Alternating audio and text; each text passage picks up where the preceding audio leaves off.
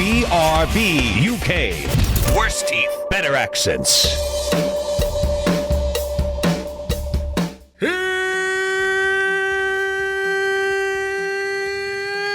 Hello and welcome to this week's episode of BRB UK, episode 416. Not only are we in the future, the next generation is now the current generation. We're on the road to 500. That many left.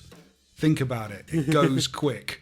I've been doing stuff on the site that means I have to look at old episodes, and you do not realise how quick it comes up. It's amazing. Anyway, speaking of amazing, Tim. Hello. Hello. Oh, I didn't introduce myself. I'm Coleman. Hi. Hi, Coleman. No Dan this week. That's why I'm completely nosing up the intro. He has been stuck at work, I believe. So... Detained for medical purposes. Yeah. So we thought, hey, happy PlayStation launch day, everyone. Yeah. PlayStation 5 launch day, the day after. Now this podcast comes out. We thought we'd talk some experiences on the PlayStation 5 because, as you know, Tim's had his pre-order in with Game, I believe, Tim. Yeah. Very reputable UK video game retailer. How's that gone? How's your PlayStation 5 today, Tim? Well, let's fully frame this in the... This is the first thing I've ordered from Game since they messed up my PSVR order and messed me about with that and caused me aggro. And I was like, well, okay, I don't know if I'm going to get one anywhere else. I seem to be in on here. I'm going to buy one here. And, well, it's a DPD delivery before 12 p.m. So, yeah, okay, that sounds trustworthy. Sign me up. Except, yeah, I don't know what troubles Game had, but communicating with their customers hasn't been good this week. And then I think it was it 10 o'clock last night, the first email? I could be slightly incorrect on that. I could double check, but hey. But around 10 o'clock last night, they emailed to say, oh yeah, by the way. Well, actually, sorry. Prior to that, they emailed last week to say that the delivery was coming with Yodel. Ooh. And I was like, ooh. And I even said publicly on Yodel, well, my delivery switched to Yodel, so don't know if I'll get it on delivery day or ever. Like, sarcastically. And then within and if you hours... think, sorry listeners, if you do not know the company Yodel and you think that sounds a little bit like Yoda or Yaddle, then we will tell you, do or do not, they do not try. Yeah, they sound fun. I mean, it could have been worse. It could have been my Hermes. I don't know why these two companies still keep on getting logistical things, but I'm not actually sure that they're to blame in this instance. By the way, yeah, I have not got my PS5 for launch, and I'm not particularly happy about it. But yeah, when it particularly specifies when ordering a different options for delivery, and they're Royal Mail or DPD, and I'd happily go for either of them probably, but the DPD was like, okay, guaranteed before 12 p.m. That's easier for me to deal with at the moment because I don't know when I need to be in and out of work. We're supposed to be at work tomorrow. And Is Royal Mail, sorry, if you want to use the courier company for Royal Mail, is that still Parcel Force or is it just Royal Mail? I'm not sure how it does. It just said Royal Mail. I assumed it probably would be Parcel Force in that case because they tend to handle I used the to work packages. in customer service and helpline, and Royal Mail's Parcel Force. That was the bane of my life. They were the Yodel before Yodel. But like, I don't understand how it's okay to then swap it out for one service and for another when it's not a like-for-like swap. You're not guaranteeing it on the same day. You're not guaranteeing it by the time that you said it. And it's coming by a different carrier. And I literally try and avoid any company that uses Yodel or My Hermes. I'm after this matter, I'm really thinking of putting anything on an order in the future that says if you're planning on using Yodel or My Hermes, please advise me ahead of time and cancel my order. Like, it's just not worth it. Like, yeah, I didn't order anything for Amazon for about 2 years for that very reason. Stuff would just not turn up and would be marked as sent, and just never, like, just endless talking on the phone with different people in different companies trying to sort out replacement products that hadn't turned up. Yeah, I had an experience of that recently with Amazon, funny enough. But the delivery company responsible, because it was a third-party seller through Amazon, and the delivery company responsible for delivery that didn't deliver the item to my flat that they're now planning to deliver my PS5 to. Guess what company? I've got a feeling. Yodel.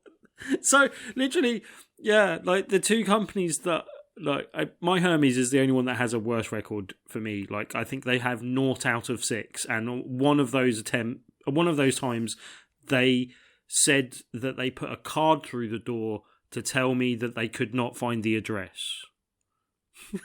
which is the best one I've had so far. That's a good one. But as I said, I don't entirely think I blame Yodel in this instance, because I didn't book a Yodel delivery, and presumably with them only announcing this fairly last minute and doing it last minute, they didn't have a lot of time to liaise with Yodel.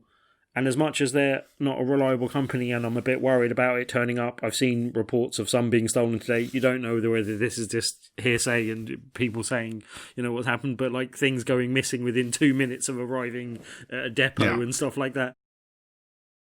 And I'm not saying that, every delivery driver for Yodel is dishonest. I'm just saying it's a company I have come through experience to not trust. And it would have... You do wonder what the kind of barrier of entry is. Yeah. And sometimes when you have so many bad experiences with one company. And it would... I want some justification from Game as to why that changed. Because it's the product I ordered, but it's not the service that I ordered. And it's not the... it's not the method and time of delivery that I ordered. And what... Like, they seem to have just lumped a lot of the Royal Mail customers that paid one price and the free customers that paid no price, and the people that paid for DPD delivery before 12, and just given them all to Yodel with no hierarchy as to which ones go out first. I'm like, what are you doing? I saw a lot on Twitter. Wasn't there a big issue with I think Game were charging a £16 like on the day delivery fee, which people paid up for, and I can't remember if it was 12 or 13, but it was around that mark. It wasn't 16. Oh, okay. But yeah, which in retrospect, not a massive fine, but you're paying for something, you'd expect it. But it's more the principle. If they'd have said, no, I'm not mad. I'm just disappointed. No, like literally, if it had said at the point of purchase, this purchase will be delivered Thursday or Friday, and it's £12 for delivery on Thursday or Friday via a courier company, I would have been like, okay, this morning. But when they made the change to the contract, like the sale of contract thing that I signed in terms of I bought this product with this as a condition, then I don't quite understand the exact legal framework of, if they're allowed to just swap that out and not replace it with a like-for-like service. I don't understand the logic behind that. And look, it's only a day. It's not the biggest thing in the world. No, but it's just annoying. Yeah, it's just you take a day off work, you wait for your package, it doesn't arrive. I arranged to be like at home, working from home today and in the office tomorrow. And now I've had to cancel a couple of things tomorrow. Fortunately, it wasn't too much hassle to rearrange in the end. But... because, I don't have that many people that I need to see in the office at the moment, but there's one person that's insisting on it. But But if you put that out to the general populace and you're self-employed, you can go into, it's easier for you to take the time out of the office, whereas someone else who may have booked days and holiday, and you get so many of them a year, and that kind of stuff. I've learned to not book a day's holiday for the day of release, but then that's really difficult if you're getting it delivered and you're not sure when it's coming to you and stuff. And look, it's not just me that's in this situation. There's a lot of other people. If it was a one-off case and it was just me, then I'd be like, well, I'm just unlucky sort of thing. But this seems to have been a blanket decision taken by someone at some level. And the decision to take it, okay, but the communication about that decision, why that decision was made, and no reference to any kind of refund. Okay, they apologised, but why did I pay £12 extra when I'm getting it delivered after other people that paid nothing for delivery? Like, what? Maddening. That's the idiot tax. Yeah, and it's just like, what? Why are you doing that? And also, why specify a particular courier if you can't guarantee that courier making that delivery for you? I don't know if there was some argument or fallout between Game and DPD. I'm assuming it's that they just couldn't fulfill the amount of orders they had. But then you would have thought that Game had ample time to have sorted that logistical problem out ahead of time. It's not like they didn't know they were going to be... Well, they're the biggest kind of high street video game retailer in the UK. You'd expect them... I know they're mostly stocked with Funko Pops and T-shirts and stuff these days, but still, it's called game. Yeah. You'd expect them to know the main part of the business. and how to plan correctly and coordinate. Knowing gamers and knowing the way people have to operate their lives and stuff, that this isn't... It's not... As I said, it's easier for me than some people. I imagine there's some people in much worse conditions. There are a lot of people really angry because they changed the terms of the deal. Pray they do not alter it further. I've altered the terms of the deal. Yeah, it's just... And as I said, I think it would be less of a problem had it been more effectively communicated at a better time, in a better way, and at least have a knowledge branch of, here's a £15 credit, store credit, straight away. That's something they should have done straight away for everyone that was affected by it, and that should already be in place by the time you're emailing stuff out. No, I agree. It's just, really badly handled, leaves a really bad taste in my mouth, and I didn't want to give money to Amazon is one of the reasons why I was happy to give money to another retailer, and Game was the one that I went to. And as I said, it was giving them a second chance of them messing up before, and I don't think I'll give them another chance after this. And it's a shame because I like to support them. I don't use Game that often because I used to use Game all the time. And it was because there was, you go back, 10, 15 years, there was a Game on every bloody high street. There was a Game everywhere. Sometimes there were 3 games on one high street because they kept taking over companies and taking over their stores and going, hold on, this doesn't quite work for our business model. But it's been a while because there's no Game nearby me anywhere. It's a long journey to go find a game store, and when I do, it's when I used to work in South Kensington, then it was a short tube journey over to Hammersmith, and so I could do that on my lunch break and go pick up the latest game if I didn't pre-order it and I really went, I fancy picking that up today, I'll go get that today. But yeah, it's just not a convenience anymore. Tim, away from the pre-orders, let me tell you about the launch, because did you try and get one today? So because I tried to get one for my flatmate as well and had an interesting experience with that too. But so certain retailers, they put up a head and they went, hey, look, well, first of all, PlayStation went, we're not selling any on the day in store. Do not turn up to a store. Do not queue up outside a store. Digital only. Make all your orders online.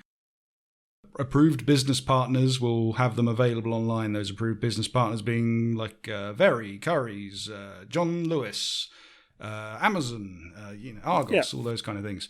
And I mentioned on the show before, if I want to get some, I get a scheme through work where it works out in my interest if I buy things from Currys. I get quite a discount and stuff. So I've decided, like, if I can't get it on Currys, I'm not getting it. I'll just wait till it's available on Currys. Yeah.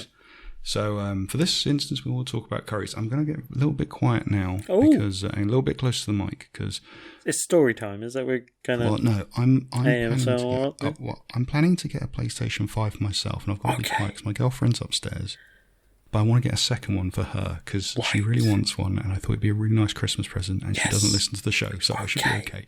Anyway, right. So that was the plan. I don't know why I'm whispering. I don't know why you're whispering. Only I can hear you and the listeners. So I thought, right, I knew today they were going to have stock. They put out a tweet even saying so. We're going to have stock. Keep your eyes on Twitter. We'll let you know when. Kept my eyes on the Twitter. They never let us know when, just on the day. So I thought, right, I'll wait up till midnight and I'll see what's going on. I'll wait a couple of hours and see if I can make a purchase.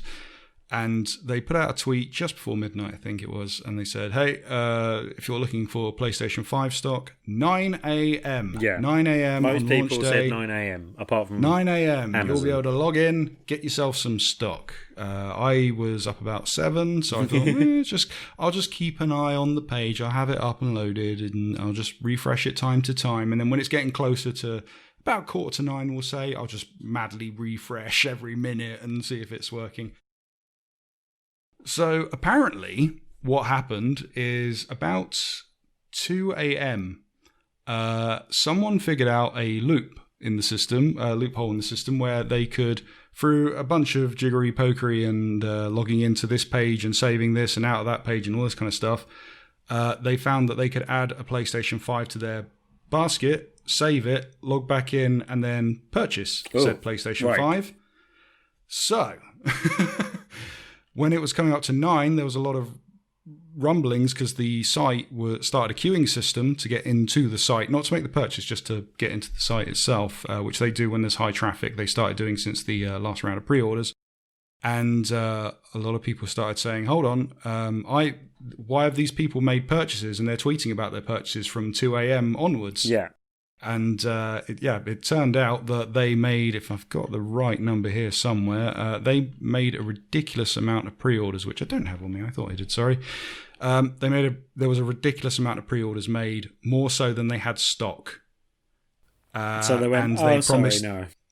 Yeah, and they promised. And so what Currys have done, I've mentioned this before, they added a $2,000 price increase onto all the PS5s and went, right, those that pre-ordered, we're sending you a code to take off $2,000 and then you can purchase through that, and that should stop scrapers and bots and people trying to get them without pre-ordering, and they went through that system. They left that on till the early hours this morning. They then took the PlayStation 5 off the store, or delisted it, and then put the price down with the intention of 9 o'clock they put it back up, but people managed to get to that link and buy them early, and that's what's caused the problem. So they went, hey, 9 o'clock, that's not happening. Let us know about 9:15 as well, which is great. So 9 o'clock thing, that's not happening. Later today. Now, Currys work with another company, and I've completely forgotten their name, for their customer service on Twitter and other social media platforms. It's like Know Before or something like that. And they said on one tweet to one person, not on an outlying thing, just one reply, they said, the 9 o'clock thing's not happening, 11 o'clock. Yes. So 11 o'clock comes and site's down, crashed, absolutely ruined. 12 o'clock comes, still down, and then eventually Currys just put out a tweet and they go, we're not selling them today. It's not happening. Yeah. Anyone that wanted stock today, not happening. There will be no PlayStation 5s available to buy today. You lose all their black and white, all that kind of stuff. So that was very, very confusing. Yes. And quite an irritating waste of a few hours trying to get hold of a PlayStation 5. But I will wait. I will pick one up eventually. But well, my flatmate tried to get one through various different websites this morning when he was up. And then when he was out on work, I was trying to get him one from Amazon. And that did not go well. They said 12 o'clock. And then they still weren't up by almost 1 o'clock. And then they went up for 30 seconds. I had one in my basket twice and did not manage to purchase one. Well, the interesting thing was all the people that went through a thing and started bragging online, going, "Oh, I made my orders." And also, if you went on eBay and you typed in PlayStation 5 Currys, the listings shot up. Apparently, all of those have been cancelled. Yeah. So if you went through a loophole, you might have an issue. Someone did send me the number. I completely lost it. I think it was something like 15,000 PlayStation 5 orders were placed, and they just did not have that. I've never seen Amazon's website struggling in living memory, and it was really struggling under the strain. Yeah, the big complaint with Amazon, people were putting them in their basket, and then they'd go to their basket, and the basket was empty. Yeah, that's what I had. John Lewis crashed while people were making their orders, and other people that couldn't get in because of the site crash. When they finally got in, everything was gone. Like, there's just been so many problems today. This has been weirdest console launch. I don't know of a fairer way to do it, but this doesn't feel like a good, fun consumer way. You know, it's not a fun consumer experience for the purchasing side of things. I think PlayStation themselves were on the right track when they said, we're going to give you the chance to register to buy the PlayStation. However, I think, one, other companies should have done that as well, and two, they should have actually, like, a ticket number within this long you'll have to buy on the launch date, all that kind of stuff. Whereas what PlayStation actually did is they went, register your interest, and then we'll send you a link, and you'll have to queue up, and you might be able to buy a PlayStation. And that was only in the US, but I think something like that, especially in a system where you can't go to the store and you can't queue up and get close to people, that maybe something like that, a ticketing system of some sort. Logistical problems just getting them to market and stuff. So, like, as much as I'm upset about not getting my PlayStation today, at least I've possibly got one. Hopefully, Yodel, depending tomorrow. But yeah, like, I don't know, it has... Like, I'm pleased for everyone else and everyone else getting, like, happy things, but it has sort of taken a bit of the sheen off the whole, launch day experience for me, basically. We're not getting one on launch day, obviously, but then, like, tomorrow I'll just be anxious the whole day about whether it is or isn't coming as well, because I don't trust the courier as much. You know what I mean? Like, it's just a bit poo. But I hate waiting in for orders. But I really do. But I don't know, like... Right. That's it. We had troubles getting PlayStation. Yes, we thought and I'm sure many other people had troubles. And let us know if you had greater or funnier troubles. Twitter, Facebook, on the site itself, on Discord. Let us know. That is a good way. YouTube comments, we read them all. It's great. Or if you were a happy customer, did Yodel actually deliver to you today? Are you one of those rare unicorns? I did see a couple. I saw, I think it's Ricky that's on our Discord, and he said, "Hey, I got a PlayStation through Currys." But yeah, good for you if you got one. We're not sour at all. Rick but got his delivered from a friend of the show. Rick got his delivered from Smith's today. See, in a normal non-COVID universe as well, I could just nip around his house and be playing his while he's at work. I did cheeky message him and say, "Can you hold that up to the window and give Tim a call?" Just to wind him up a bit. Right. Tim, you did get your Xbox Series X and you've had more time with it. Yes. How's the experience going?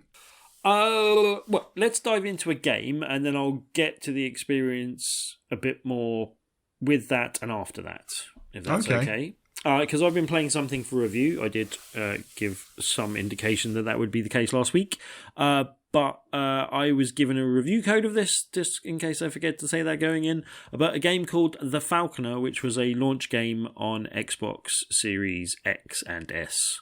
And I've been playing on the S, which will be something I'll be saying more of in the future, just to completely specify that. I believe it's also available on PC as well. But yeah, anyone that hasn't seen The Falconeer is a kind of open world adventure game where you seem to be playing the part of a falconer. Well, yes, but a kind of a falconer seems to be a wizard type gentleman sat atop a massive falcon, basically. Ooh. So you're actually sitting atop and flying around the skies, and it's really kind of like it's a stylized kind of cartoony look, but it still looks really nice. Like, it's not going for a photorealism kind of feel to the graphics, but it's like when you're flying, particularly when you're flying amongst the clouds and all that sort of stuff, the kind of volumetric nature of the clouds and all that sort of stuff just looks really good and kind of works really well. It also kind of has some really nice mechanics. The main thing being the flight mechanic. And particularly how it works with boosting. Basically, you've got like they haven't really referenced it, but it's a kind of boost bar, essentially. And it... like the chocolate? No, not... You know, the chocolate and the toffee and the biscuit, the guava. It's not like a biscuit boost, no. Boost bar. Boost bar, no. Different. Delicious. Although blue yum, yum, yum. And a bar... It is slightly different, Colin. But basically, you can hold down the left bumper to boost forward. And it's not immediately obvious that is entirely... Like, I don't know if it's just coming from spaceships in playing Squadrons recently and stuff. Like, it doesn't feel as boosty as it is in other things. It kind of just... there's a kind of whistling wind effect going past you when you're doing it, basically. But it does speed you up a bit. And but then you can also use the same energy bar to... and not a biscuit boost again, Coleman, the energy bar. Different Delicious. again. Yum, yum, different yum. again. But yeah, you can use that same energy bar is depleted when you're using skills to dodge as well, which is basically rolling left or right sort of idea.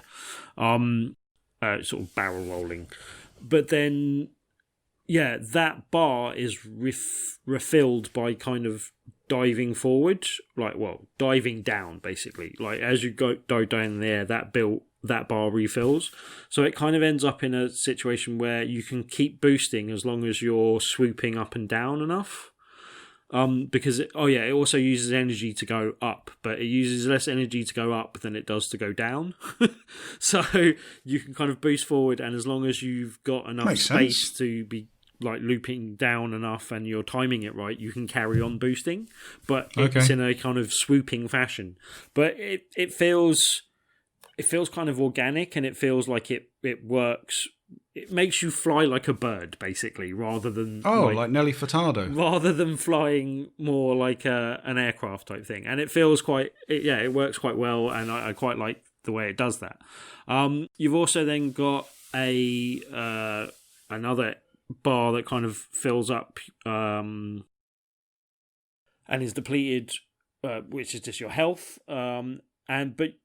Yeah, a lot of the game doesn't really kind of explain itself that well, he says, possibly not explaining himself that well. But yeah, like the game doesn't really entirely handhold and guide you through everything.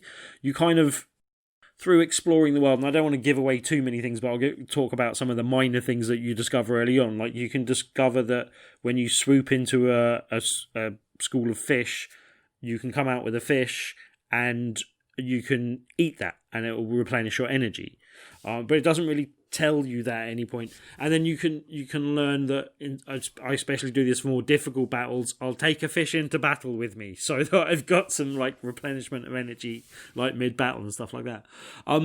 I take a fish into battle with me. Yes, have at you with my haddock. But the whole world is kind of presented in a mixture of kind of British regional accents, and I'm not entirely sure I've been that good at placing all of them, but some of them do definitely sound like they've got an Irish tinge to them and other things. But yeah, like one of the things that it's one of those things I never know how much to take into account when you're reviewing a game. But this was made by one person basically. There's another person that I think did some of the sound design and music, but it's principally made by one person. Thomas Salas, I think it is. And yeah, like it does that make it more amazing that he made this whole thing himself? Like it looks it. Yeah, and I don't know if that counts against it in the fact that it kind of, as I said, there's not much hand holding. There's a few times where some of the longer missions especially could really do with like mid-mission checkpoints and feel like they become more grating and annoying than they could be on repetition because they don't have them. But generally, and the only other thing I'd say as a criticism is that I'd like some of the missions, and it's a criticism, but it's also a comment on the rest, like how the points about the game that I like is basically I wish there were more missions where there wasn't combat involved. It's not that I dislike the combat, although at first the firing that you do, ammunition that you fire out seems a bit piddly and like it's not really connecting, but you kind of learn. And again, this isn't something it's talked about in mid-mission, but it's not really like you're not sat down and explained it any time, but you can kind of fly through clouds and different things that are electrically charged, and you'll pick up that electric charge. There's another one later on where you fly around the clouds that are coming out of a volcano, and that charges you up with fire rather than electricity, and it makes it more likely that your targets that you're shooting at will catch on fire.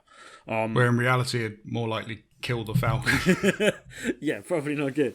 But yeah, so you can kind of collect the elements, and as I said, that and the flight mechanic and a few other things, those feel really nicely in harmony with everything that kind of makes it feel like its own thing and an organic thing that feels natural and works nicely together.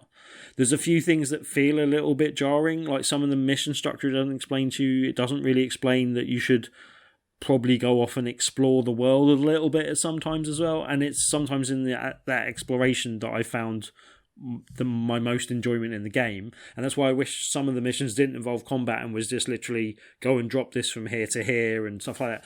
And there's some missions where you do that, but you encounter combat and you can often have the item that you're carrying get damaged, and that can fail you the mission, basically. So, like, right, and you're not best equipped to deal with a lot of the flight and combat, especially with aerial units, revolves around kind of getting away from people and being agile and being able to move quickly, and you can't do that as easy when you're carrying objects and stuff, basically.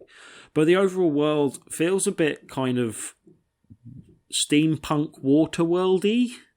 Well, that's sold then. But with a kind of almost Victorian feel to it as well. Kind of Victorian steampunk overworld, waterworld is how I'd describe it. There is kind of land, but it's very kind of like most of the world is sea, and all the vehicles involved are kind of either these giant falcons and other giant, I think there's insects I'm fighting at the moment, but other giant kind of creatures that you're fighting.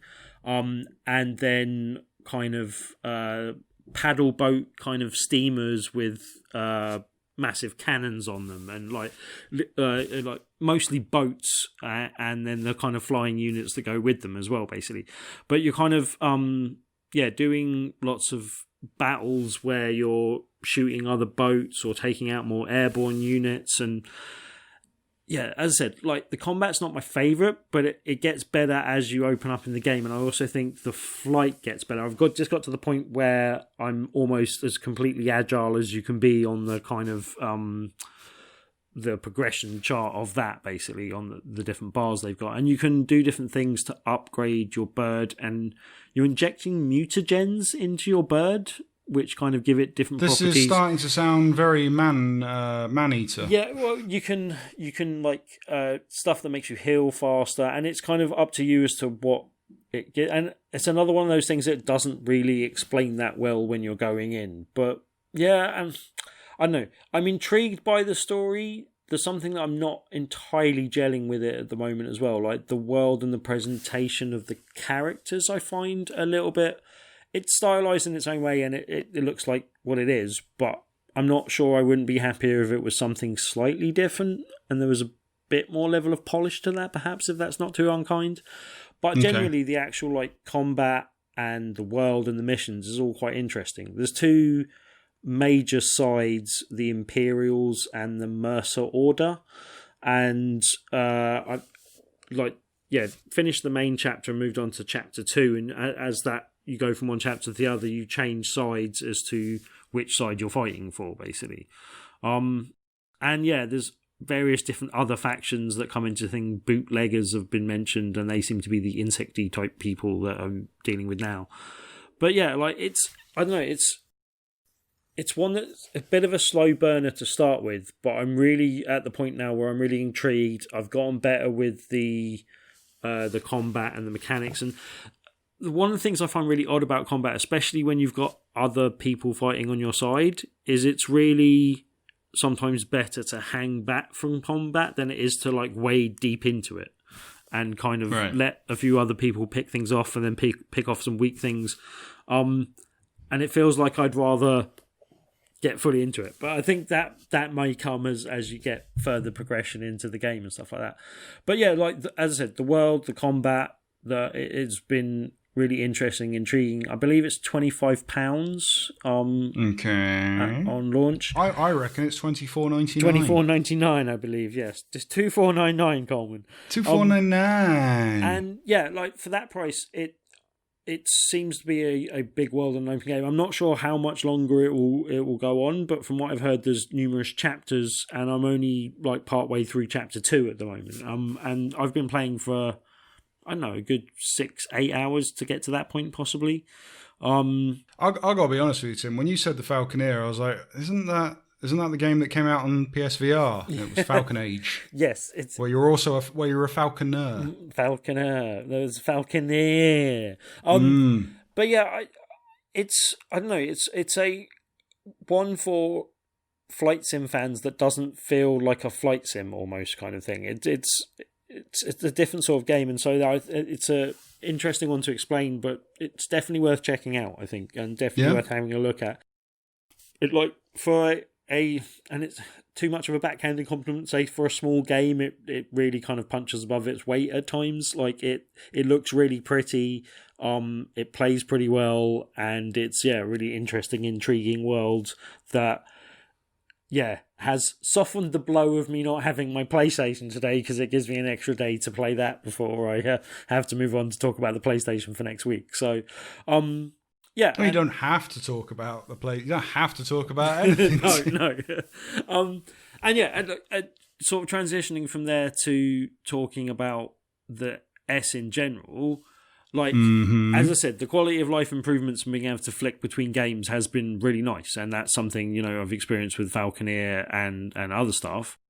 But I did experience a problem with that this week, which I did experience with Falconeer, but having experienced the problem more so with other games, I do not believe it's exclusive to the Falconeer, so I'll slightly divorce it from that in this regard. But when quick resuming games, I was having a problem with audio restarting.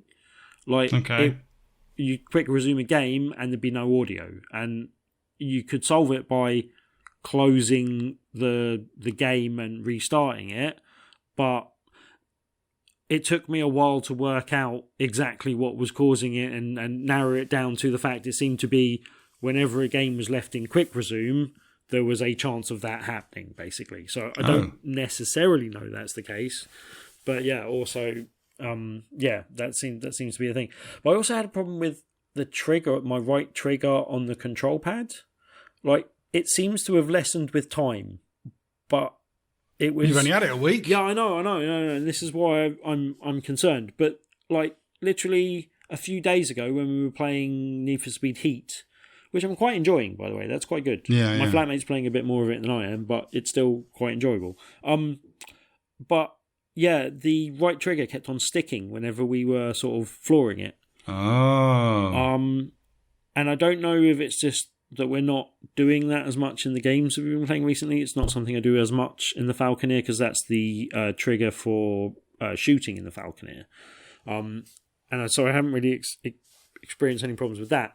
But worrying that it was sticking and not knowing what to do about it, and if I have to return that controller, do I have to return the whole console to get a to get it sorted out? I don't know. What you do is you buy a second controller and then go, oh, this controller doesn't work, but I've got my receipt. Switch around in the boxes. Yeah, that may. I may have done that a few times. Well, I did think of doing that. I think that's the easiest way to do it. That won't cause much aggro for both parties involved. And you get to spend more money. Well, yeah, but I think they gave me a discount code for a second pad anyway, so I was thinking of doing that so that we can actually play co-op. Well, you'd be rude not to. Although, pads for the old Xbox One work quite nicely with the new... quite easy, just sync them up and they work fine. So, and being as they're not too dissimilar anyway, the only problem with that is I've only got one working pad from my old Xbox. So, hold on. Yeah. Okay.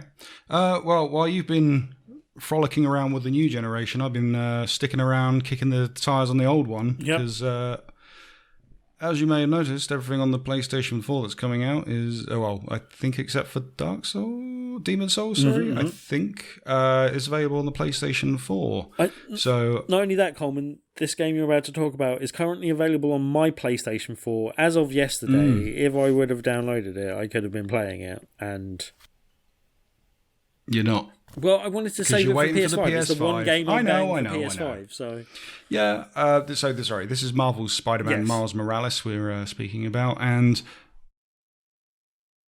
I wasn't going to play. I pre-bought it for ready for the PS5, and then I logged into Twitter and I was scrolling through like I do each day, and someone spoilt something, and I went, I'm going to do the flipping story, and then I'm going to just start it again when the PS5 one's available. So, hey, I've been playing this on PS4, and I've got to say, because if I've seen a lot of this for the PS5 stuff going in, and the PS4 version, it's really, really good. You wouldn't realize it was a downgrade in comparison to the other.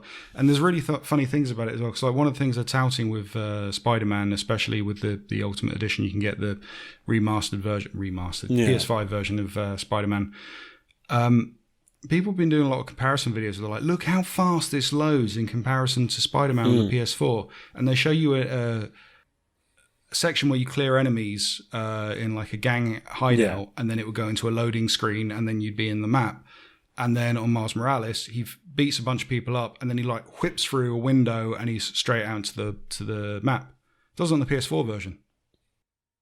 It doesn't on the PS4. It does it on the PS4 version. You just whip and straight out into the main world. So that was a bit. But have you got a Pro? Yeah, I do have a Pro. So I'm not sure if there's a massive difference between the Pro version and the PS5 version. I think it was the example that was used was a level that just does it. Okay. It's literally you finish the level. It's a very small level, and then when you're done, you're like straight out through this pipe or a window or something, and then you're out in the map without a loading screen. So that was when that happened. I was like, I've been sold a false bill of goods, but we'll see. The loading times aren't so bad, and it is basically Spider-Man 1.5. It's the same engine, the same system, the same city map and everything that you played before. It's just you've got a different Spider-Man, and he does a lot of the same stuff that you could do with the previous Spider-Man, but other stuff as well, such as the mode of invisibility and his Venom strikes, where he's got like a bioelectrical charge that he can discharge from his hands. Yeah. The game itself, I haven't finished the story, but I've been told if you just beeline straight through the story, it's 5 hours, £50 for the game, £10 an hour, if that's how you want to look at it for story. So a lot shorter than the PlayStation 4 version of Spider-Man. I like the story so far. It is very quick moving, although I've been told... So you remember when they did the PlayStation 5 stream and they showed the bridge scene? Yeah. Where the bridge explosion collapses and fix all up and stuff. Very cool looking scene. Apparently after that, like that's the last big action scene, and then it's pretty standard boilerplate from then on. And I got to that point pretty quick as well. So I was like, so I have to see what happens further as I get on into the game. But so far, I really, really like it. And it's more Spider-Man, which is what I want. There's a lot more love put into this than the DLC campaigns where you fight Hammerhead, which is good, because even though I did like playing that because it meant playing more Spider-Man, this has a clear more big stuff is happening, and that's what I want. Playing as Miles Morales is really cool. He controls like Peter Parker's Spider-Man and has a lot of the same abilities, except for some new ones tacked on. His movement feels different, so you've still got your web slinging and your wall running and all that kind of stuff, but it's things like the animations they've put into it where he's new whereas Peter Parker's meant to be a Spider-Man that's been Spider-Man for a while. Miles Morales this is 1 year on from the previous game, so he's not used to his powers yet, so you'll see him a lot of kind of like flailing around in times if you're doing a particular stunt. But also there's different types of dives and things he can do where he'll like a bit like the Into the Spider-Verse thing. Is it just so you can going around that moment? Because that seems to be what the internet's doing with it. There's different dives he does, and one of them is the kind of sort of steps backwards and flips round over like a kind of swanton move, and it looks very cool the way he does it. Others he like pulls his phone out and he's like texting or something while he goes down, and it's very kind of teenage cocky swagger, and I like it. He has a lot of cool stylistic moves. The ability to do tricks is still in there like they did in the last one, which is basically just hold X while you're swinging and hold down the thumbstick and you'll do like front flips and back flips and stuff. It still seems pointless even though you're building up experience while you're going along. However, I did find when you're doing a stunt, if you're doing like a forward roll and you hit the ground, whereas if you did that as Peter Parker, he just Spider-Man lands on his feet and hand out to the back and all that kind of stuff. Miles Morales will fall flat on his face, which I quite liked that. I was like, oh, you can cock up. That's what you want as a young Spider-Man. Story's really good. Acting's really good. If you're more of a fan of comic Miles Morales rather than the Into the Spider-Verse Miles Morales, you might be disappointed with the kind of progression it goes. Whereas, yeah, this is more... If you know who Miles Morales is purely through the film, then yeah, this is going to be one for you. And especially so because you can unlock a Into the Spider-Verse suit, which comes with 2 different powers for the suit. One is that you can slow down the frame rate of just the character, which you would have seen in the trailers, and the other one is that kind of speech onomatopoeia written out pals if like while you're is it onomatopoeia? Onomatopoeia. But yeah, I've only ever read onomatopoeia. But onomatopoeia. It's Adam West. It's Adam West Batman rules. If you punch a bad guy, it says boom and zip and pow and all that kind of stuff. And that stuff looks really cool. Yeah, that's nicely from Into the Spider-Verse as well. That's some good references. Yes. I got some capture of it, which I'll put in the video on BigRedBarel TV on YouTube. Plug. I did do some just for the capture, but I had to turn the frame rate thing off because it was starting to screw up my eyes, and because of my travel sickness and stuff, it does temper when things like that happens. Isn't that a pre-order bonus, that costume as well? You get it earlier access to it for a pre-order bonus, I think. I didn't pre-order. I got it the day after, and because I got digitally, I got that. But I heard you can unlock it without... Yes, you can unlock it in-game anyway, basically, yeah. Yeah. I think the pre-order gives you access to that and the zip suit or something like that. It's a white tracksuit version of the suit. Yeah. The tracksuit, yes, you're right. It gives you the access to those early, but you can unlock them within the game. Which, see, I was a bit worried about because I'm like, well, if I unlock this Into the Spider-Verse suit straight away, will I just play the whole game in that suit? But yeah, maybe not if you say it's maybe not, because it takes a little while. I mean, I think it takes like 2 hours of playing before you actually unlock the suit abilities. Otherwise, you can change suits, but and it they doesn't don't make anything. Too much difference. And you might want those abilities to play around with. But and unlike so whenever I played the PS4 version of Spider-Man, I've got to stop saying because I'm playing this on PS4. Whenever I played the previous Spider-Man game, whenever I hit a story beat, I tried to make sure I was wearing the story costume because the story costumes in the game, damage and things shows up on them. Just checking. No, in the game, obviously. But if you're Peter Parker and you're damaged, then damage shows up. Spidey suit.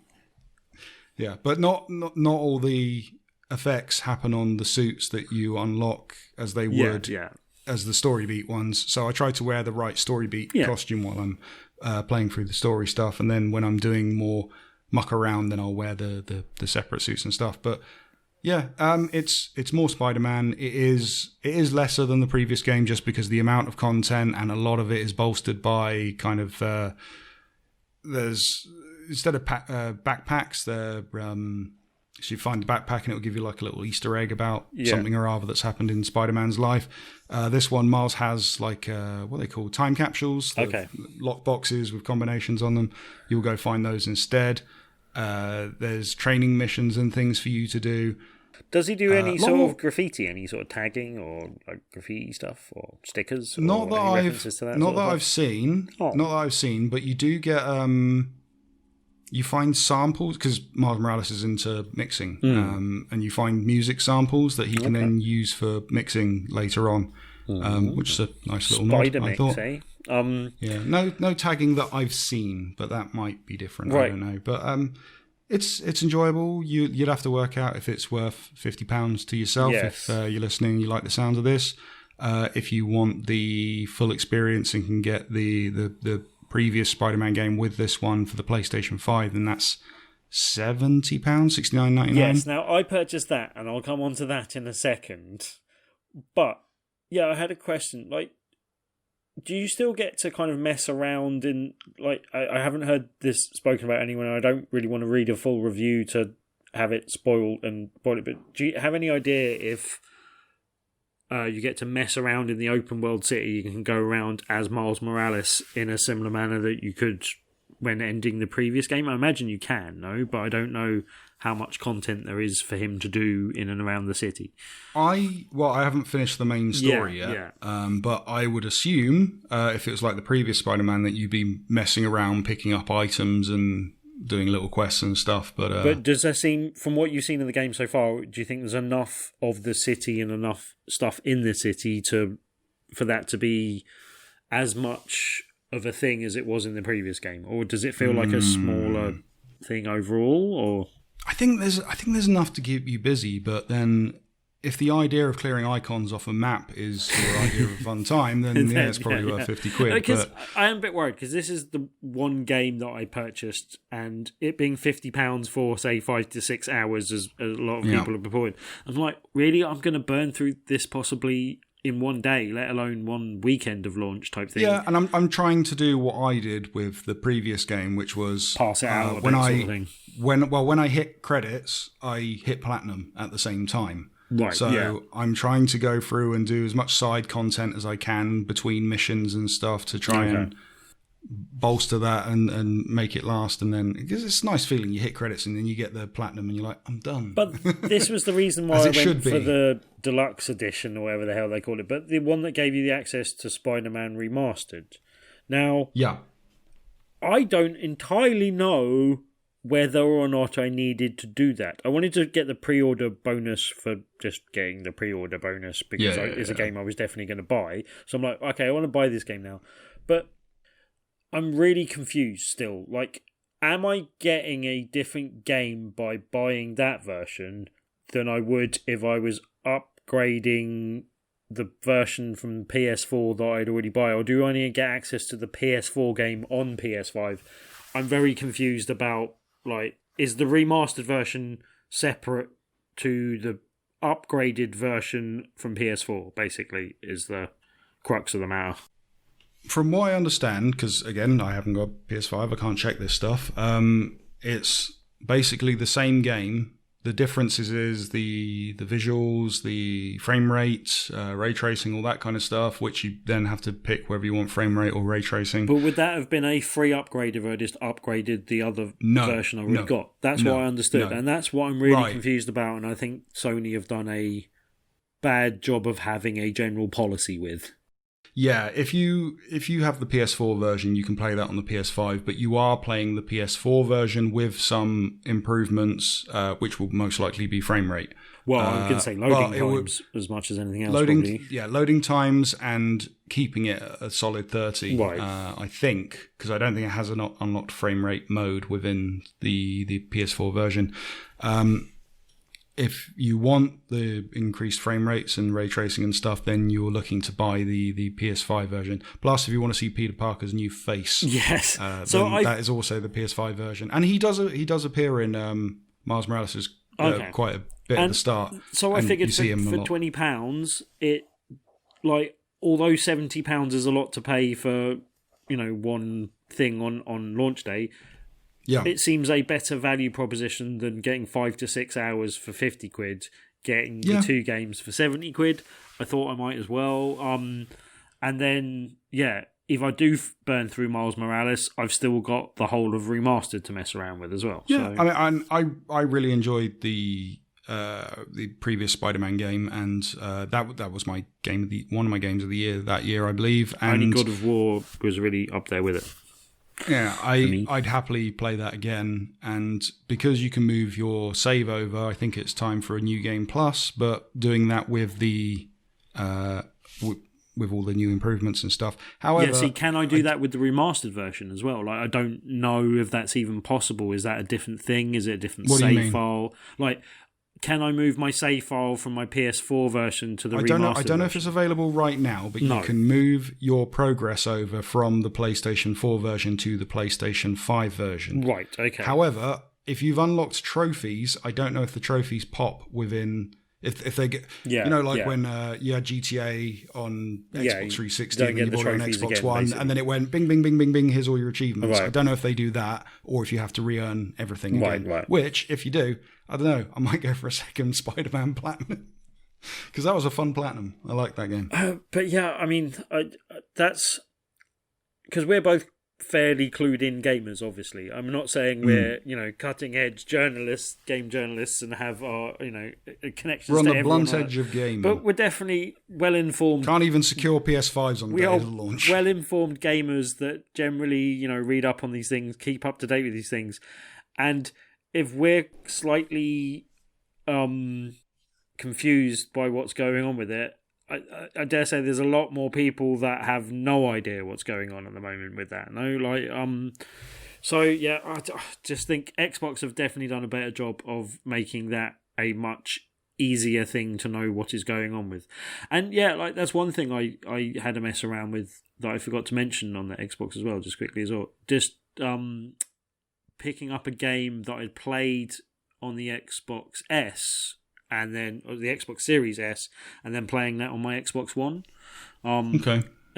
Played a bit of Gears Tactics and just continued my game in bed. Like, I was like, oh, okay, I could do that. Oh, yeah, and that works. That's cool. And just, syncs up the information and carries on. Yeah, and by. that was one of your... I remember that was one of your initial questions. Could you transfer not just the save one way, but the other way? Because you were talking about that, putting your Xbox One in your bedroom and, one in one and one in the other. And that seems to work all right so far, so... I know it's in beta in the US at the moment, but there is the idea that soon you'll be streaming from console to console. So when that happens, then, quids in, mate. You have your Xbox One in bed and you'll be streaming from your your Xbox One S. Yeah. So sounds good. And much like they're doing with the PS4 as well. If you've updated your PS4 recently, you'll notice that an app's popped up to go, remote play PS5. Remote control your PS5. Yeah. So... yeah. Anyway, Marvel Spider-Man Miles Morales, I'm enjoying it even though it is just the PS4 version. I look forward to playing it all over again on the PS5.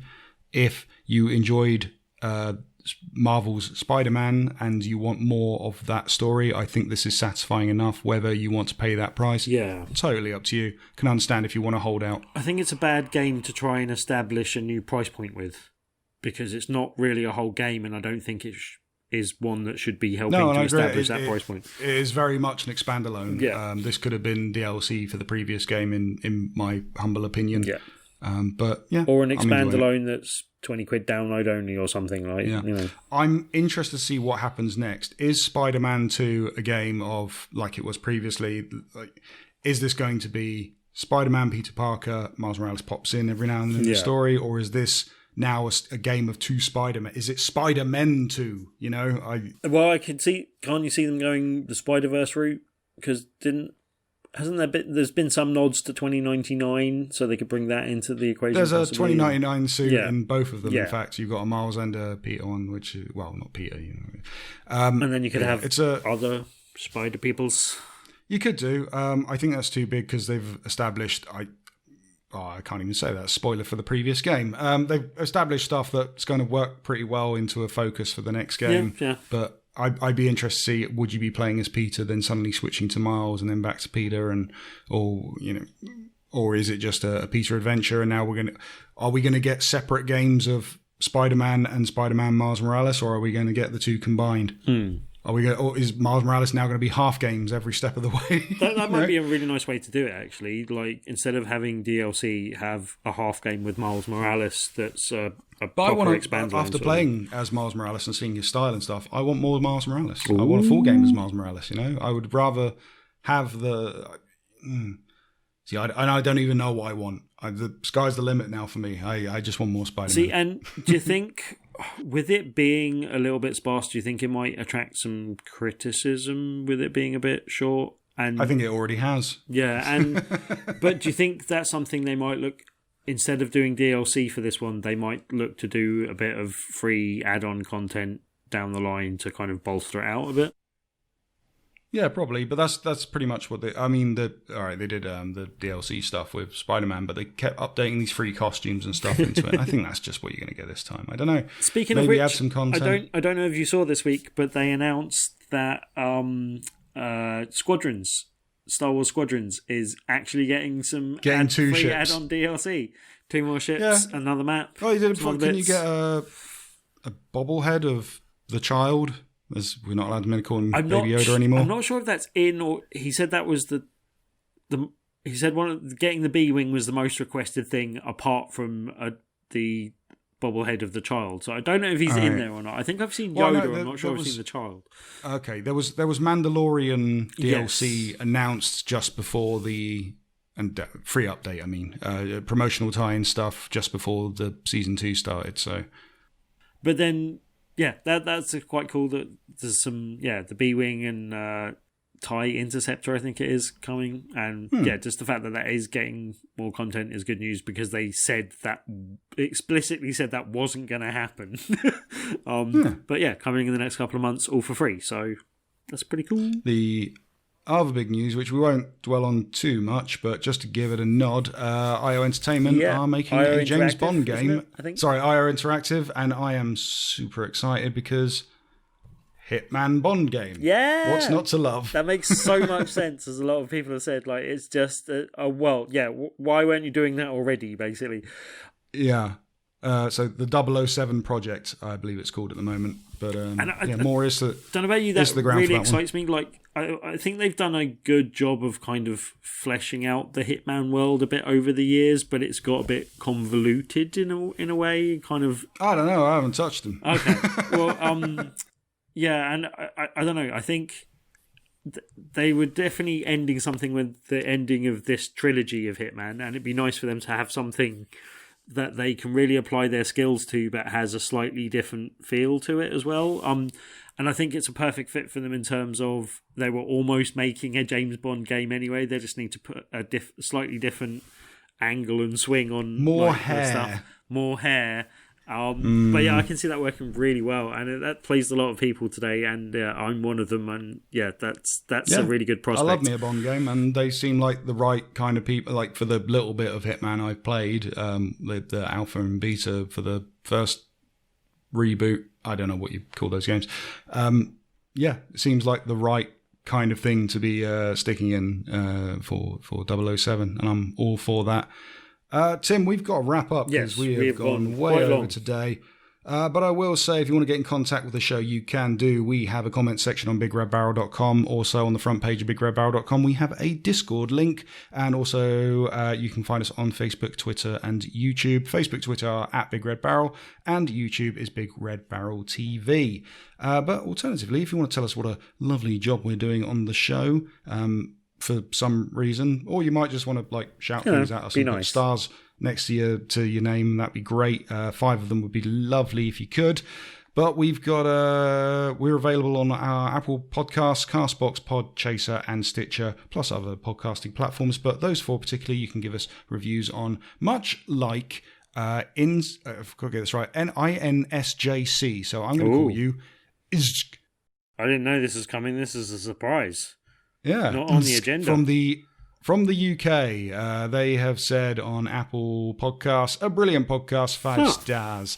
This podcast really nails the combination of humour and information. The hosts are well-informed, likeable, and interesting.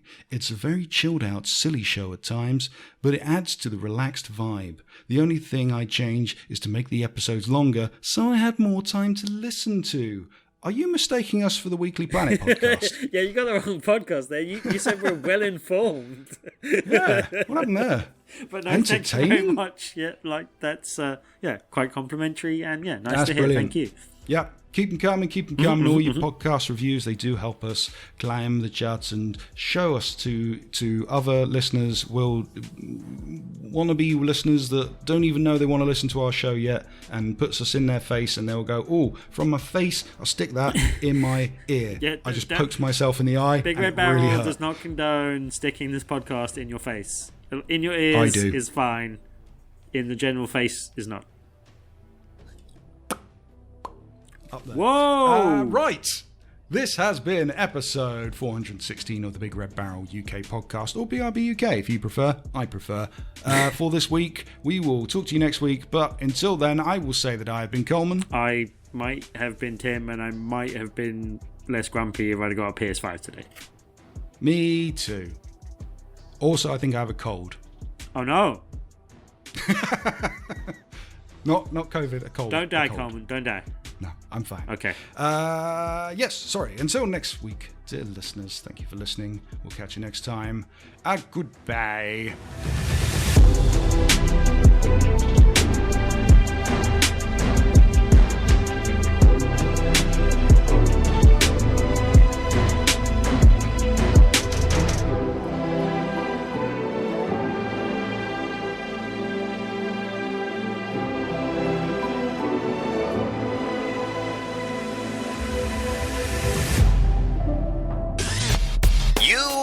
your ears are quite welcome. For the podcasting goodness that you just heard.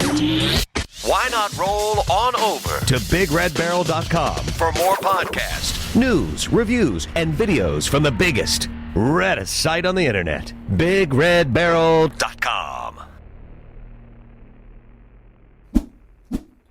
But Dan's Yes. got some Destiny to talk about, which means Yeah, dude. I get to hit this button. And if he Thanks, doesn't talk Orson about it Welles. soon, then we're going to end up with a whole show where Dan doesn't get to talk about Destiny. And Oh, that's no. just Well, not I right. mean, so